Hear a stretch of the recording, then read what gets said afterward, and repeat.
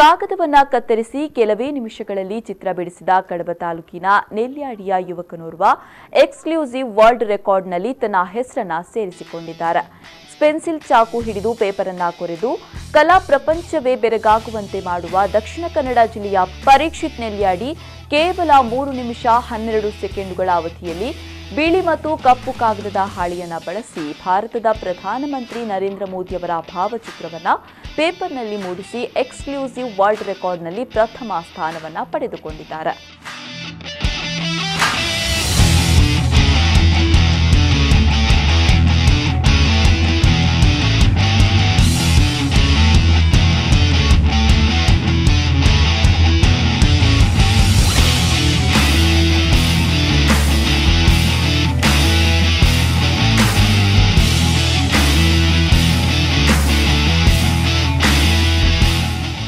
ಭಾರತದಿಂದ ಒಟ್ಟು 3 ಭಾಗವಹಿಸಿದ್ದು ಅದರಲ್ಲಿ ಪ್ರಥಮ ಸ್ಥಾನವನ್ನು ಗಳಿಸುವ ಮೂಲಕ ದಾಖಲೆಯನ್ನು ಬರೆದಿದ್ದಾರೆ.